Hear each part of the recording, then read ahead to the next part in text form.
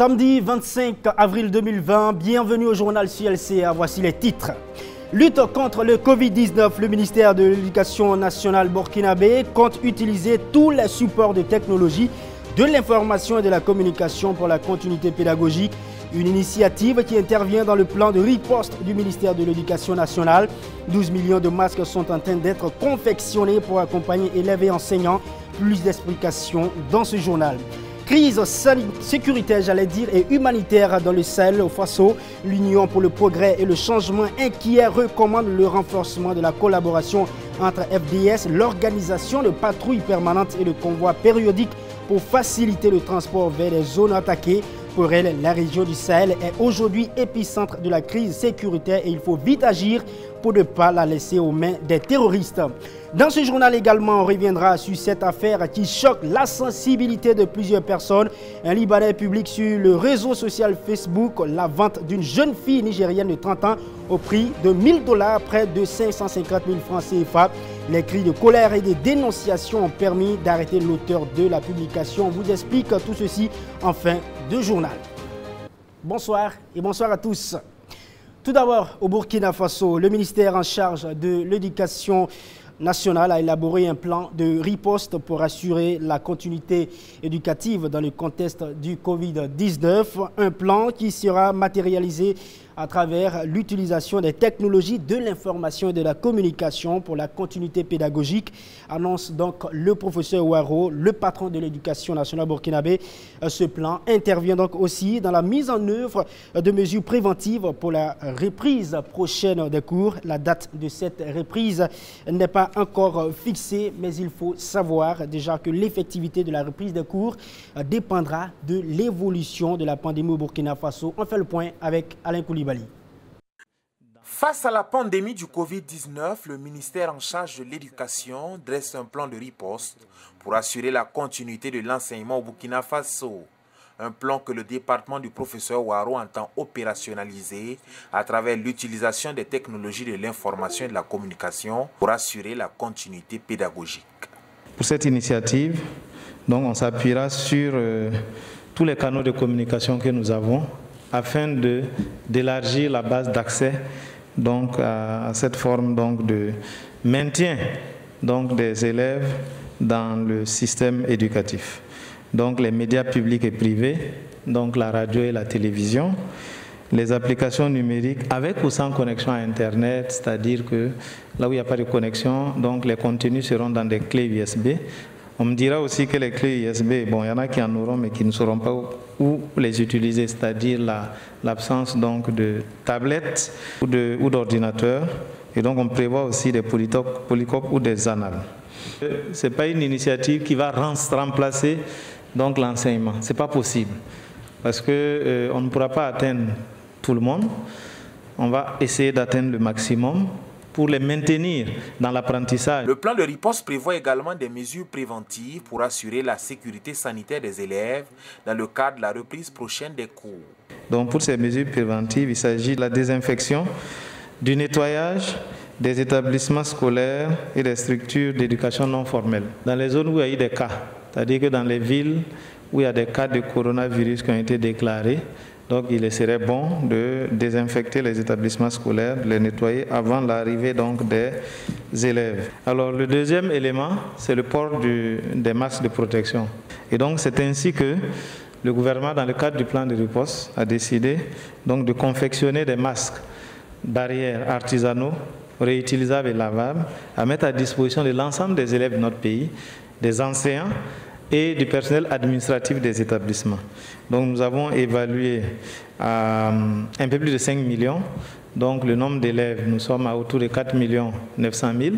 Si nous ajoutons le personnel administratif, nous ajoutons les enseignants, de l'ensemble des structures éducatives, publiques comme privées, donc nous sommes à plus de 5 millions et donc le gouvernement travaille donc à la confection et à la mise à disposition de 12 millions de masques pour que chaque enseignant, chaque élève, chaque personnel administratif des établissements scolaires puisse être doté donc de 2 masques réutilisables et lavables. Alors le gouvernement aussi donc s'est engagé à une troisième initiative dans le cadre du plan de riposte, donc c'est le lavage des mains. Donc le gouvernement s'engage donc à doter l'ensemble des structures éducatives donc de savon pour le lavage des mains Quant au calendrier de la reprise des cours et des différents examens, le ministre de l'Éducation se veut rassurant. Pour cette maladie, la vérité d'aujourd'hui n'est pas forcément celle de demain.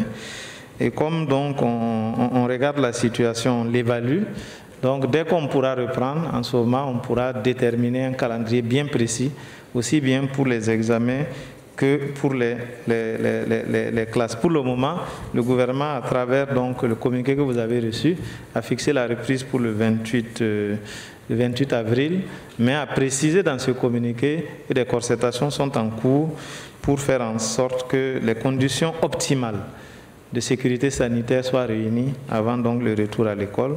Et donc le gouvernement apprécie actuellement toutes ces situations afin d'y apporter des solutions pour une reprise. Autre point évoqué à ce point de presse, l'apurement de la dette sociale dans le cadre du protocole d'accord avec la coordination nationale des syndicats de l'éducation.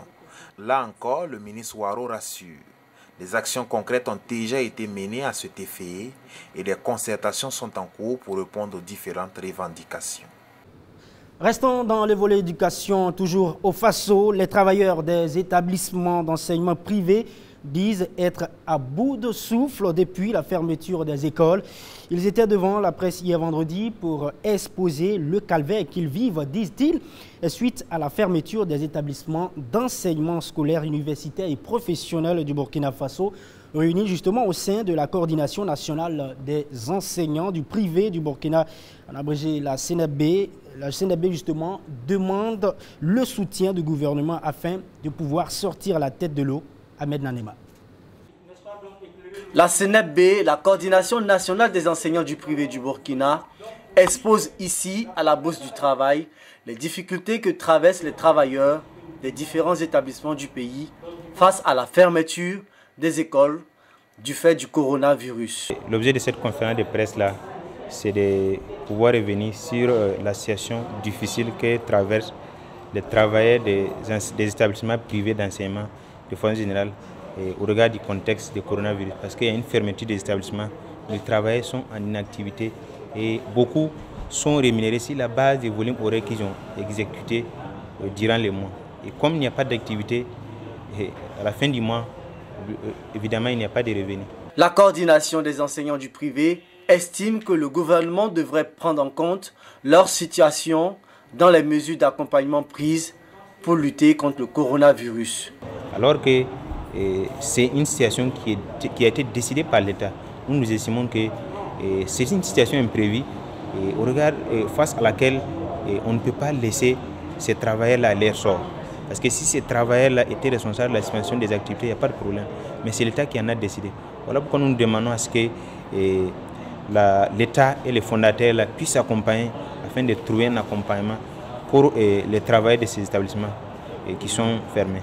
Si le porte-parole du gouvernement a annoncé la prise en charge des enseignants du privé lors d'une de ses sorties médiatiques, la CNB attend encore son application, d'autant plus que rien n'est encore fait. Si nous devons être pris en compte, il y a des canons qui sont bien définis pour cela. On a seulement entendu ça circuler dans la presse, on n'a pas vu une autre forme, un autre élément qui montre qu'effectivement il y a une initiative dans ce sens. Et beaucoup de collègues également ont contacté des fondateurs pour comprendre s'ils sont informés. Et beaucoup disent que bon, ils ont appris ça dans la presse, mais il y a des canaux officiels par lesquels ils communiquent avec le ministère. Et par ces canaux-là, ils n'ont pas été informés. Par conséquent, ils sont assis ici et ils se contentent de ce que l'opinion a dit. Parce que le ministère n'a pas dit les choses aux fondateurs. Les doléances adressées au gouvernement ainsi qu'aux fondateurs des écoles privées sont entre autres le maintien des constats des agents engagés durant la période de fermeture et le paiement régulier des salaires, de même que la régularisation des arriérés constatés dans certains établissements. 5 jours après son lancement sur le marché malgache, la tisane Covid organique composée d'artémisia semble trouver son chemin en Afrique. Lancé officiellement donc le lundi dernier, le remède malgache intéresse désormais la RD Congo et le Sénégal. À la suite d'une visioconférence entre les présidents Macky Sall et Andrew Rajolina hier, le président Macky Sall, tout en félicitant son homologue pour la découverte donc, a montré de l'intérêt pour cette tisane. Il a même fait une proposition pour avoir quelques échantillons pour les malades sénégalais. Avant lui, Andriy Rajoelina a aussi échangé avec le président Tshisekedi. Suivez ce récit.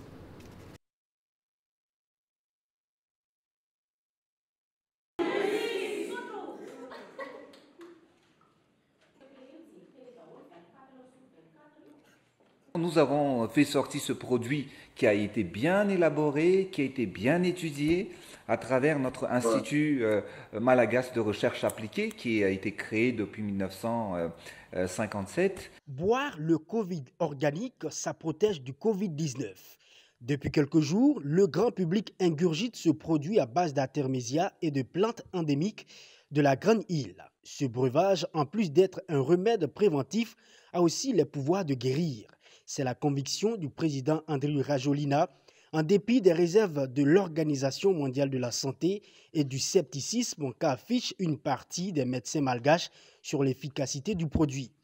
Après avoir lancé en grande pompe le Covid organique mis au point par l'Institut malgache de recherche appliquée, le président Rajoelina le propose désormais aux chefs d'État africains. Le président Tshisekedi s'est montré intéressé par cette solution malgache. En vous félicitant, tous les frères malgaches, en tout cas, d'apporter déjà cette contribution. Et vraiment, ça va. Moi, je vais l'apporter. En tout cas, j'en ai parlé d'ailleurs dans la conférence avec la conférence call avec les homologues africains. J'ai insisté sur le fait que nous devons aussi compter sur nos propres scientifiques, nos propres produits. Du Congo, Andriy Rajoelina s'est tourné vers le Sénégal où Macky Sall dit suivre avec beaucoup d'intérêt la solution thérapeutique malgache. À l'issue de leurs échanges, le président sénégalais s'est félicité d'un échange fructueux. Il a même passé commande d'échantillons de Covid organique. Alors, je suis en train de dire qu'il me faut trouver un petit moyen, ne serait-ce que d'avoir quelques échantillons pour les mettre au niveau du service des maladies infectieuses où ils font le traitement déjà. Et puis aussi, nous serons disposés à acquérir. Dans l'actualité toujours de Covid-19, soleil et chaleur peuvent-ils être efficaces contre le coronavirus? Grosse interrogation que Washington ne balaie pas du revers de la main. Selon un laboratoire de haute sécurité du gouvernement américain et vanté même par Donald Trump, le nouveau coronavirus peut être dégradé en quelques minutes au soleil. Une information qui ne laisse pas indifférent la communauté scientifique qui s'interroge sur la méthode et l'intérêt de ce résultat. La présentation a été faite donc jeudi dernier à la Maison-Blanche par le conseiller scientifique du département de la sécurité intérieure, Bill Bryan, lors d'une conférence de presse avec le président américain. Selon l'unique tableau présenté, le nom scientifique du coronavirus causant la maladie Covid-19 perd la moitié de ses particules en moins de 2 minutes lorsqu'il se trouve sous un soleil estival dans l'air ou sur les surfaces, selon une simulation faite donc dans une boîte reproduisant les rayons solaires. L'interrogation principale sur cette présentation est liée au fait que l'étude n'a pas été publiée. Normalement, les scientifiques rédigent un article présentant donc leur méthode et leurs résultats, et bien sûr, et la soumettent pour évaluation à un comité de lecture. Donc, attendons de voir. Les Français veulent sauver leur compagnie de transport aérienne. Le pays ambitionne injecter près de 7 milliards d'euros, soit plus de 4 500 milliards de francs CFA pour sauver Air France. L'annonce est faite hier vendredi par le ministre français de l'économie et des finances Bruno Le Maire. Les avions sont quasiment tous cloués au sol en raison de la crise sanitaire. Ces mesures sont prises pour sauver les 350 000 employés directs et indirects qui vont avec. Bruno Le Maire soutient que ce n'est pas un chèque en blanc. Nous avons fixé des conditions à Air France, des conditions de rentabilité car c'est l'argent des Français. Donc il faut qu'Air France fasse un effort pour être plus rentable et des conditions écologiques, a-t-il rajouté. Pour lui, Air France doit devenir la compagnie aérienne la plus respectueuse de l'environnement de la planète. C'est la condition à laquelle il dit être le plus attaché. Revenons encore au Burkina Faso. Réouverte, j'allais dire, le 20 avril dernier. Le grand marché de Ouagadougou reprend tout doucement ses activités après donc un mois de fermeture pour cause donc de la pandémie liée au Covid-19. Après ces quelques jours de reprise, les mesures de protection et de prévention tant annoncées par les autorités sont-elles respectées? Eh bien, la réponse n'est pas avec moi, mais plutôt avec Oumou Konaté et Bassirou Savadogo qui ont fait le constat ce matin. Ils essaient tous tant bien que mal de respecter les mesures barrières contre le coronavirus. Nous sommes ici au grand marché Rodwoko de Ouagadougou.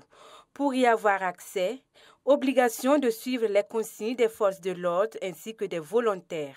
Se laver les mains, vérifier sa température, porter son masque. Mais le plus difficile, c'est de respecter la distanciation sociale. Bon, les gens là, souvent il y a des gens qui ne comprennent pas.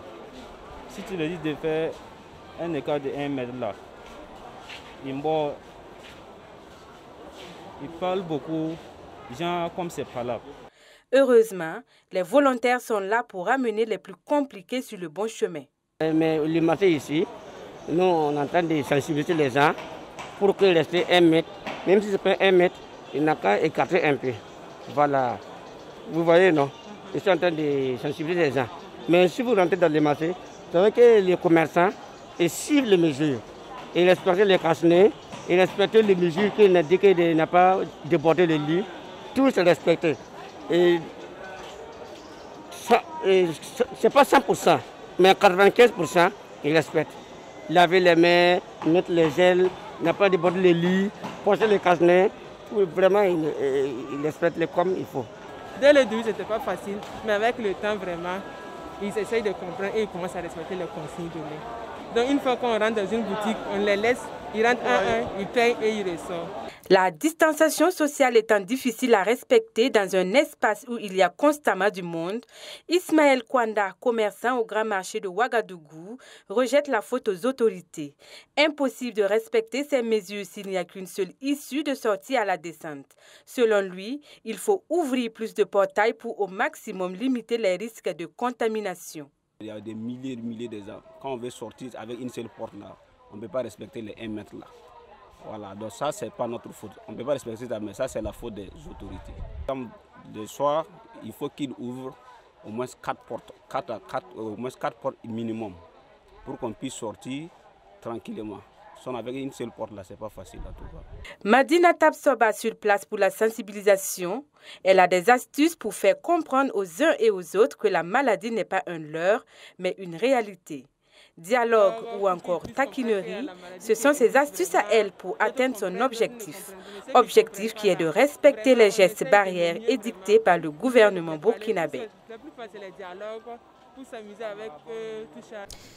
Restons à Ouagadougou. L'UPC, l'Union pour le changement et le progrès, tire une fois de plus la sonnette d'alarme sur la situation sécuritaire du Burkina Faso au regard des tueries et attaques récurrentes perpétrées par les terroristes dans plusieurs zones du pays. Le parti de Zéphirin Diabré se montre inquiet. Les terroristes ont tendance à gagner du terrain et le parti du Lion s'interroge sur cette crise qui semble prendre racine au Sahel. En particulier, eh bien, les élus de la dite région étaient face à la presse le jeudi dernier. Ils ont appelé à un sursaut d'orgueil pour sauver la zone. Gilles Dasda. Et Gorom déjà qui, de coutume, n'avait pas assez d'eau pour sa ville même, doit partager ces potentiels-là avec un monde 3 fois plus grand. Cet appel de détresse du maire d'Oursi est dû à la situation sécuritaire de plus en plus délétère, notamment dans le Sahel burkinabé. Des milliers de déplacés, un manque criard d'eau, et ce n'est pas tout. La province d'Issoum vit des airs sombres. Les tueries sont quasi quotidiennes. Arbinda compte plus de 60 000 déplacés. Depuis un mois, cette ville martyre est coupée du reste du pays. Tout commence à manquer. Le litre d'essence, par exemple, est ainsi vendu à plus de 2000 francs CFA. Sur les 9 communes que compte le Soun, 7 se sont vidées de leur population et sont sous occupation terroriste. Seuls Djibo et Arbinda, qui accueillent les déplacés, continuent de vivoter. Le verrou de Djibo ne serait donc pas levé, contrairement aux récentes déclarations du ministre de la Communication. Selon les informations de terrain que nous avons, la situation perdure. Seuls 10 camions ont pu accéder à Djibo, au marché de bétail, sans avoir eu d'animaux à transporter. Des villages entiers sont déguerpis. Ce sont par exemple Sikiré, Pelouté, Silgadi, Tongomayel, Baraboulé, Nassumbu. Et Amadou Diko de tirer la sonnette d'alarme. D'autres provinces pourraient tomber bientôt dans les griffes des terroristes. Il s'agit de Loudalan, où des ultimatums ont été donnés. Nous assistons également depuis un certain temps à l'isolement de 4 communes sur 5 de Loudalan par les mouvements terroristes. Il s'agit de Tinakov, Déou, Oursi et Marcoy. Les groupes terroristes ont interdit l'accès à ces villes. Par ailleurs, certains villages de Loudalan, comme Salmossi, sont privés d'eau par l'autorité elle-même. Au Yaga, les terroristes occupent une bonne partie du territoire.